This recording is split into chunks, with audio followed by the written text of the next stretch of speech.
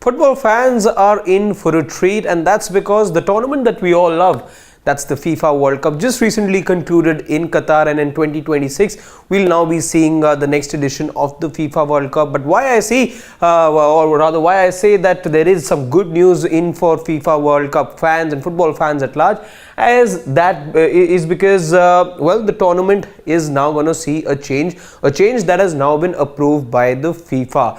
Now, what has the FIFA done here? What are these changes as far as the 2026 edition of the FIFA World Cup goes? We're going to be telling you all of that, and also most importantly going to be answering that big question that many of you would be having at the moment as to why FIFA is bringing in a change as far as the tournament structure and format is concerned.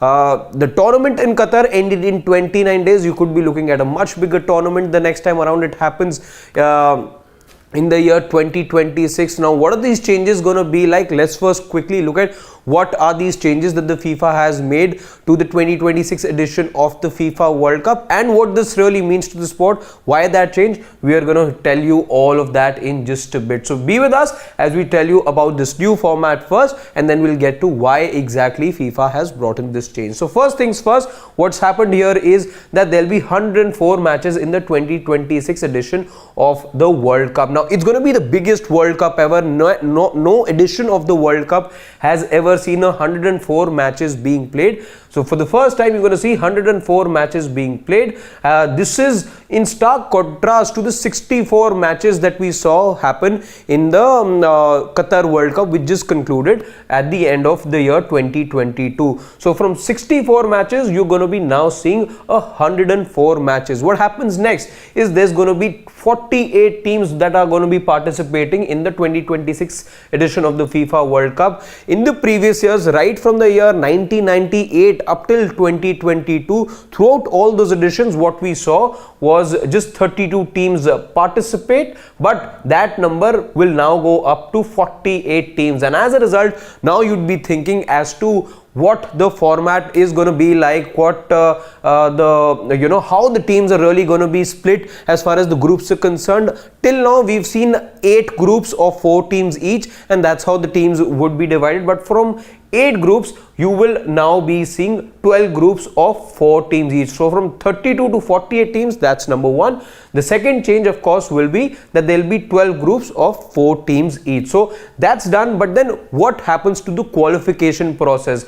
Now, when we talk about the qualification progress and or how teams will be progressing to the next stages, you saw a round of 16 happen. This time around, yes, there will be a round of 16 as well. But prior to that, there will be a round of 32 also. Now, how do teams qualify to that round of 32? Well, the top 2 teams of each group, like we've seen over the previous editions as well, they will continue to qualify. But the change comes in now because the best 8 third place teams will also now be progressing. So the top 2 teams from the 12 groups automatically qualify, makes it 24, and then the best 8 third place teams will also then make it to the round of 32, and that's how you will have 32 teams come out of the 48 teams which will now be playing the 2026 edition of the FIFA World Cup. And after that, the usual course as we've seen, then there'll be a round of 16, then there'll be quarterfinals, a semi-final, and of course a finalist. Now, speaking of the finalists as well,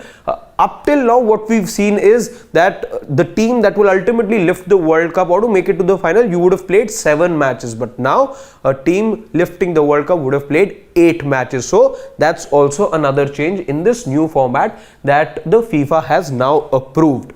Now, the bigger question, why exactly the change? Now, if you followed the story for a while, you would probably remember, and I'd like to take you back all the way to the year 2017, because this is when the FIFA Council had originally approved of this plan of a bigger FIFA World Cup.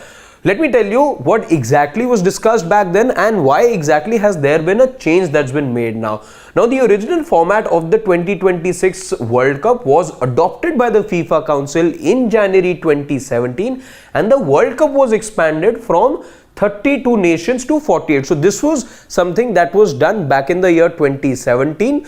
But why this change now? Let's go ahead and tell you that. Now, that would have meant that 2 teams would have been playing on the final day of the group, with one team of which could have led to corruption and collusion. Now, to avoid something that the world of football, and as football fans would probably remember back in 82 what we saw, the disgrace of Gijon, as we all remember it. To avoid such an instance, and what was happening is, when this was approved back in 2017, then the FIFA was looking at holding 80 matches. Now, you're not going to be seeing 80 matches anymore. The number has now been increased to 104, as we just told you. This whole change of another 24 matches, or addition of another 24 matches, is to ensure that that the teams continue to play simultaneously, and so that this instance of one team being off and only the other two then playing, that is avoided, because what we saw back in 82, that is something that the FIFA doesn't want to ever happen again in the game, that teams collude between each other. There can be wide scale corruption as well in the tournament. So to avoid that, the number of matches have been increased so that all teams play each other even number of times, and towards the business end they get to play together as well. So to ensure that all those things happen, looking at the logistical as well as the monetary side of it as well. Now, what this does is, this is as far as the game goes, that let's be honest here,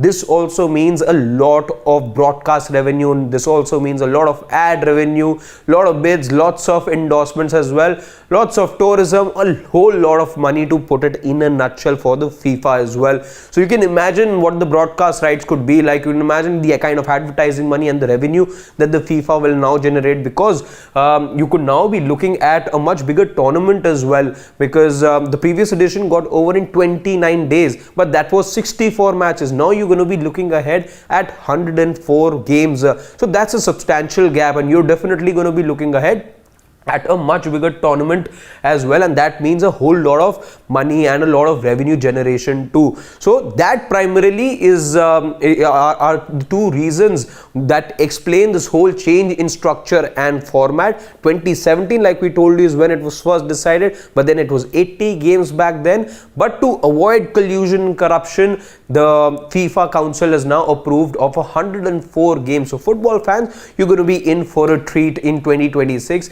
when we'll all see teams, as many as 48 teams in fact, vie for this illustrious trophy. Let us know in the comments section what you have to feel about this new format. What do you think are the pros and cons of it? We'd always love to hear from you. Thank you so much. My name is Harshit Ahuja, and like we always tell you, do not forget to like, share and subscribe to Sports Today.